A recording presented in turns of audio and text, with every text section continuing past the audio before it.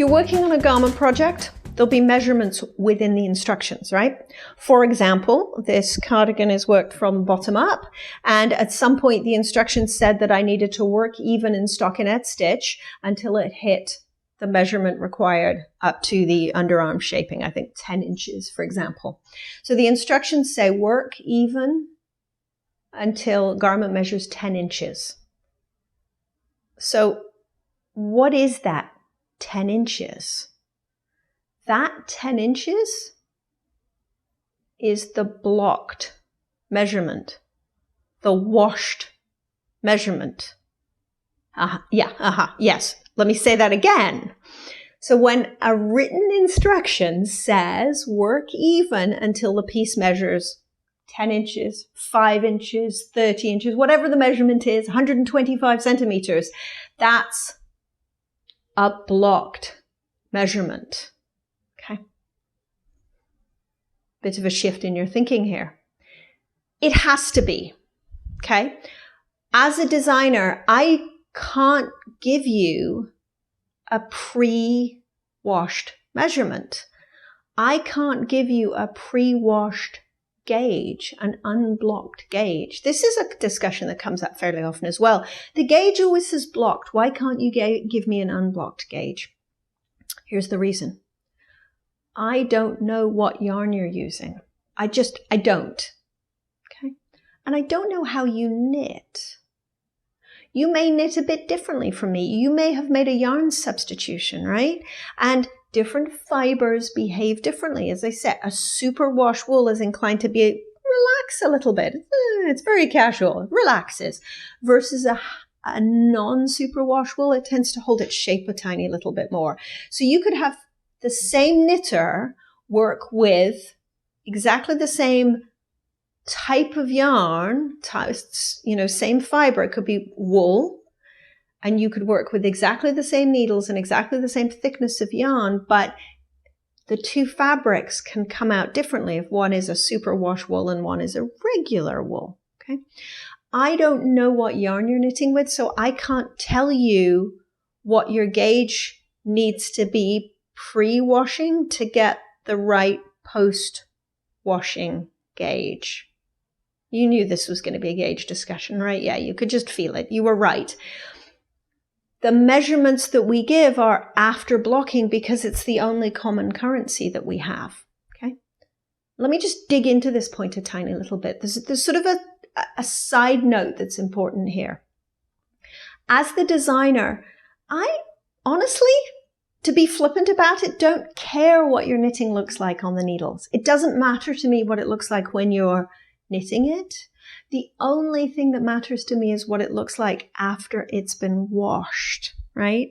That it's, obviously I want you to like it, but all I want is to know that you've matched the measurements, matched the gauge after washing, right?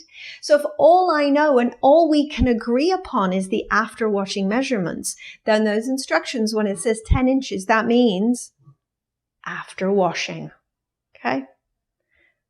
All right, so panic ensues, and well, do I have to do divisions and ratios, and is there all? No. There's very, very little math involved in this. Okay.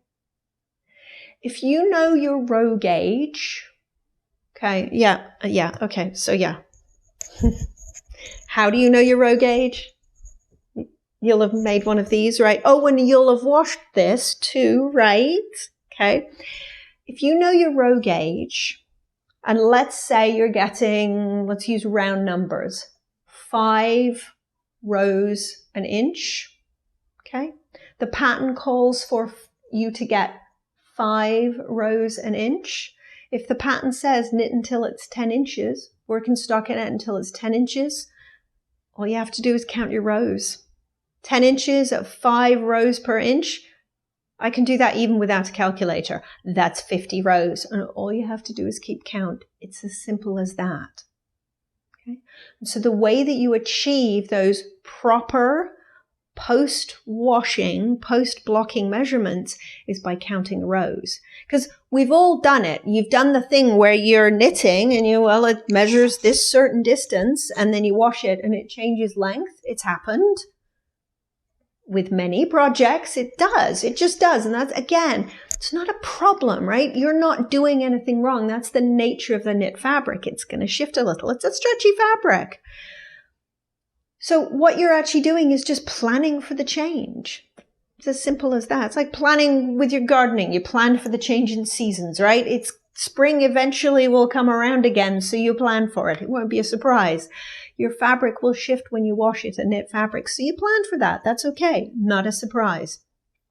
So I know that when I wash my fabric, I hit 5 rows an inch. Great. I need 10 inches. I work 50 rows, quite straightforward. And this filthy secret is how you adjust if you don't quite match row gauge. Because honestly, who matches row gauge all the time? You get stitch gauge. Row gauge is a little bit more challenging because there are actually different variables. It can do with the fluffiness and the bendiness. Those are the technical terms of the yarn. Okay, so you can be a little bit off in row gauge and that still be okay. So if instead of getting 5 rows an inch, you're getting 5 1/4 rows an inch, okay, all that means is, well, what's 5 1/4? 5.25 times 10 inches. So I'll need 52 rows, give or take, to achieve that 10 inches in length. That's it. It's as simple as that. So just a quick multiplication. Very clever and very reassuring.